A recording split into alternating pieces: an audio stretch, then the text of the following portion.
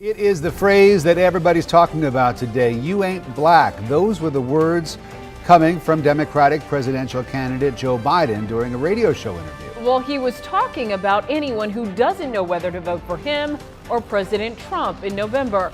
Biden's words sparked a growing debate. If you have a problem figuring out whether you're for me or Trump, then you ain't black. You ain't black is all over social media and major news outlets. The Trump campaign is even selling You Ain't Black t-shirts for $30 online. Presumptive Democratic nominee Joe Biden made the comment while on the popular radio show The Breakfast Club Friday morning. Yeah, I know you probably got to go. Have you ever heard of the term nigga wake-up call? No. It is an incident where a person of color forgets that they are of color and are reminded rather brutally by an unexpected act of racism. Have you ever had any of those? Oh, brother. I'm just asking. You think you've ever Well, had I'm acutely aware, Charlemagne, that I'm a black person, just as you are a black person. And when Joe Biden insulted you by saying, you ain't really black, we don't know whether or not you want to vote for me or vote for Donald Trump, it seems to me that should have been a wake-up call on your part. How dare this guy come in here and insult you, a black man, and tell you you got to think a certain kind of way? I'm amazed that you weren't mad about that. I'm not gonna say it upset me, just like I'm not letting you upset me. You know what I mean? I don't tend to get upset over things like that. But what I did say, well, you just not talk about a nigger wake-up call, and it seemed to me that should have been a wake-up call on your part to have a white guy come in here who also said, by the way, about Mitt Romney, because he didn't want to put more regulations on Wall Street, going to put y'all back in chains. And Joe Biden has lied for decades about his civil rights record, claiming that he desegregated movie theaters and restaurants in Wilmington, Delaware, when he didn't do any of that. He lied and said that he tried to visit Nelson Mandela during apartheid South Africa. He did not.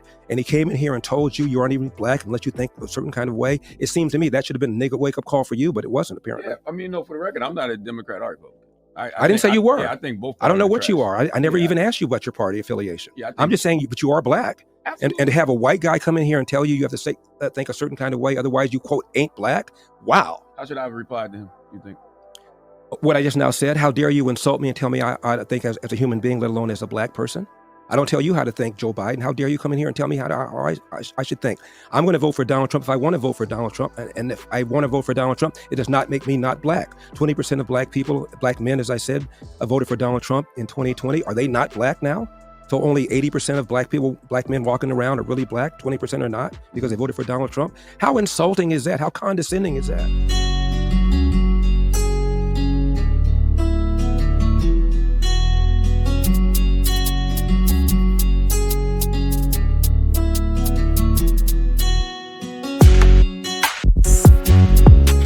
My friends, we live in a clown world American culture nowadays, where issues of race seem to take central precedence in our culture, where a narrative of victimhood and social justice seems to currently trump the narratives of personal development and self-determination, where all white people, no matter how guiltless of wrongdoing they are, constantly forced to apologize for being oppressors, and black people, no matter how privileged they are, goaded into finding their primary identity in being a victim of the white man's oppression. Blackness and social justice has become the new religion of the African American culture. And if you as a black man don't identify as black above everything else, above your identity as a believer in God, above your identity as an American patriot, above your identity even as a father or as a husband, if you don't identify first as black, you are labeled as an Uncle Tom, a sellout, whitewashed, and not black enough. Today, I'm going to speak to you guys on this very topic. Now, before all things, let it be known first that I identify as a follower of God, as a Christian, and then as an American patriot, dedicated to defending the freedoms and liberties of the free people of Earth from the tyrannical agenda of the globalist one-world government system that we see trying to take power. Nextly, I identify as a loyalist to my family and to my friends. And then I identify as a winner, a person of a class that strives for financial success in the highest tiers of personal development. Then I identify as a martial artist and an MMA fighter, a member of the community of people who like to compete competitively in combat sports, and way down here at the bottom of the ladder of importance is my identity as a black man. And in this exact same order of importance of identity, I find the people with whom I make my community of associates and friends. Being black does not make you my brother. I will say that again. Being black does not make you my brother. But sharing the same mindset and values as me does. And let's just say this, I get flack all the time for not making my race the most important thing in my life. I get flack from people that are calling me a sellout, a traitor, a house nigga, etc. And then I have people telling me that no matter what it is my mindset is, that I am still at a disadvantage in society due to systemic racism because I'm black, and that I should stick with my black brothers and sisters to fight against the man, to fight against white America and the system of oppression. Here's what I say, I don't care. I refuse to believe in things that take power away from me. I refuse to be a victim, ever.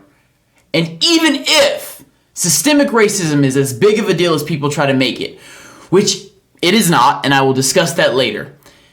This systemic racism, even if it's real, even if it's as big of a deal as people make it, it has zero effect on my being a winner. I will win regardless because I'm me. There is no prejudice that can stand against my work ethic and my determination. I refuse to be a victim. And if one race of people really believes that I am their genetic and intellectual inferior, that gives me unlimited motivation to work harder and to prove them wrong. Listen, ladies and gentlemen, there is nothing more satisfying to me than pulling up to the presence of someone who thinks that I am an inferior. And as I pull up to this guy, I have a watch on my wrist that is worth more than this guy's house payment.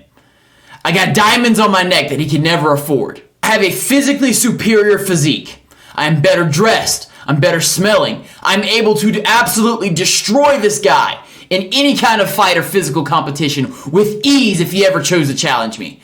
I am infinitely more intelligent than this guy, using words in my common vocabulary that he didn't even know exist. My dick is bigger than his, and I'm able to instantly seduce the girl he's been chasing for years in a matter of minutes, and then screw her in a way that she becomes genuinely obsessed with me, genuinely one of my stalkers. There's nothing more satisfying to me than looking in the eyes of a prejudiced person and watching all of the notions of superiority in his mind instantly dissolve in front of me, as he realizes that he's truly in the presence of one of his superiors. The more you try to oppress me, the more motivation I have to overcome it and become your superior by every metric. Because my identity is in being a winner and not a victim. I refuse to believe in things that take power away from me. And as for this ridiculous notion that white America is oppressive and it is designed to hold the black man back, and that people of color won't ever be able to achieve equality unless socialistic government initiatives are put in place to give the black people a leg up, things like reparations and affirmative action, this notion is absolutely nonsensical. If this notion was true, please tell me how it is that when native black Africans immigrate to America from third world destitute countries, they have an average higher rate of employment, a higher average income, and a higher average rate of attainment of college degrees than all races of native-born Americans. Whites, blacks, Hispanics, all races of native-born Americans, they're all being outclassed by native-born black Africans who immigrate here. Please tell me how the system was designed to oppress black people and that black people can't make it in oppressive America without government help.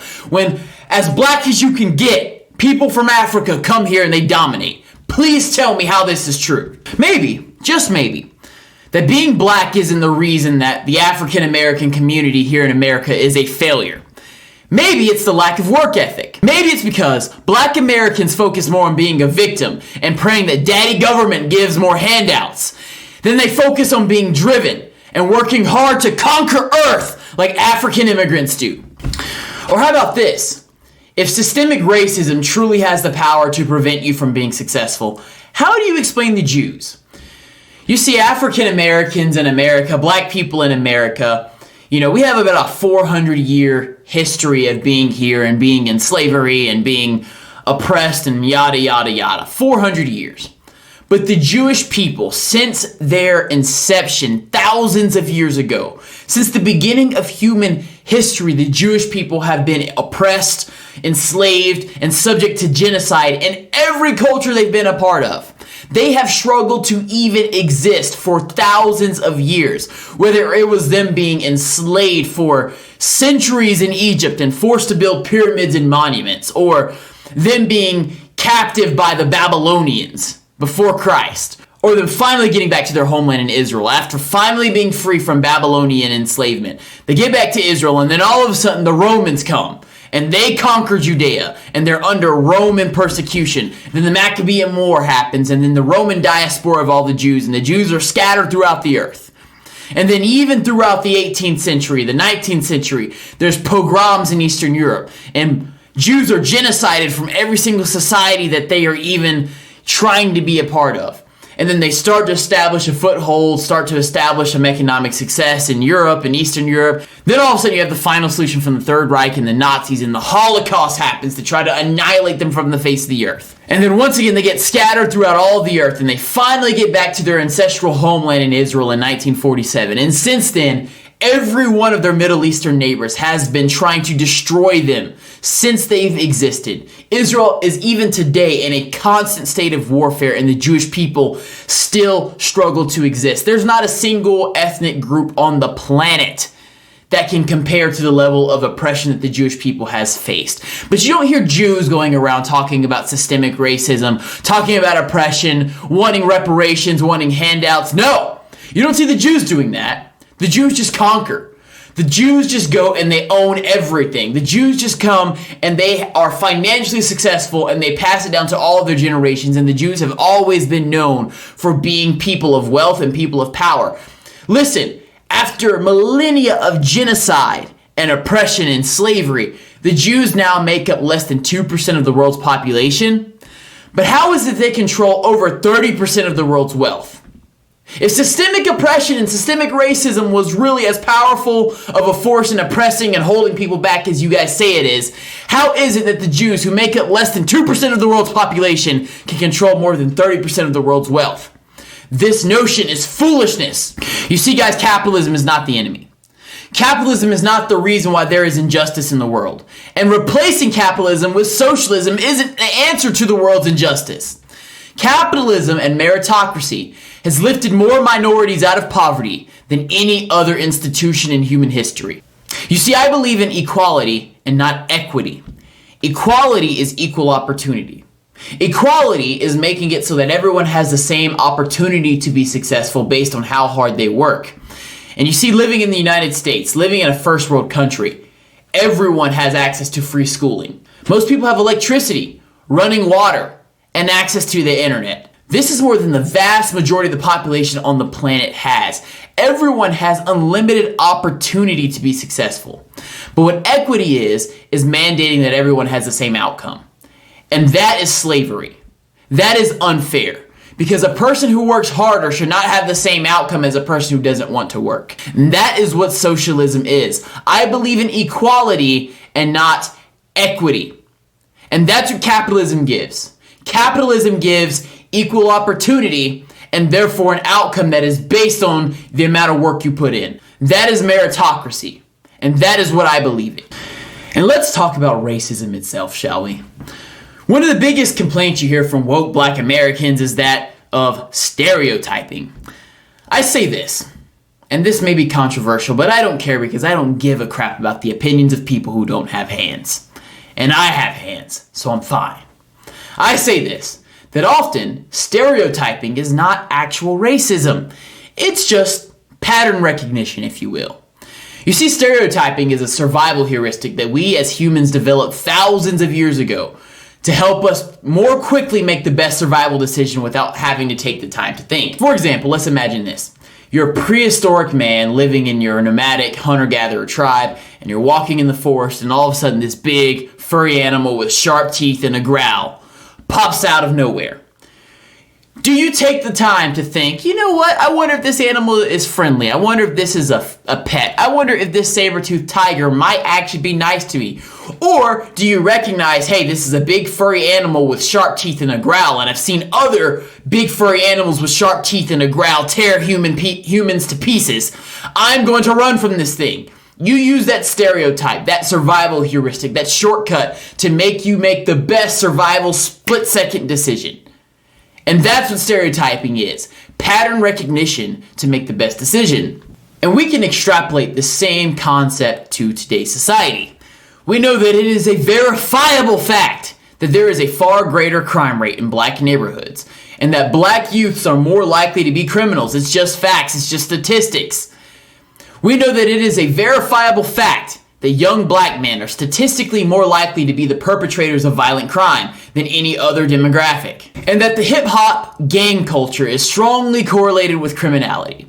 So why is it that we are outraged when people use pattern recognition skills to make the best survival decision? And why are we outraged when people are more careful in or avoid entirely areas where there is a large concentration of young black people who dress like, talk like, and act like the gang culture correlated with criminality?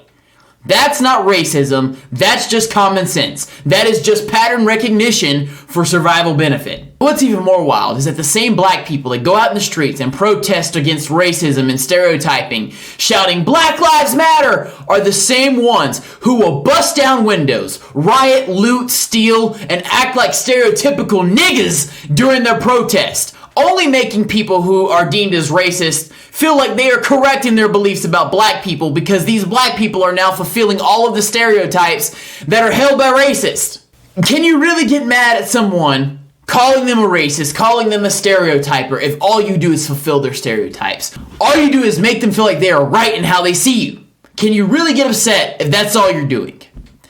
And why do we see so many political agendas push this narrative of racism and social justice? It's a move for power. It's a move for manipulation.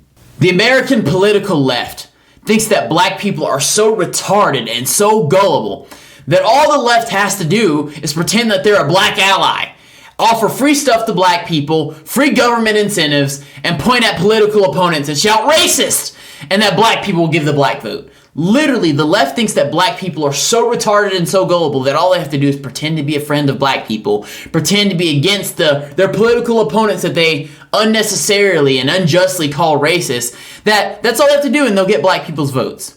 You saw that clip of Biden that I played at the beginning of the video.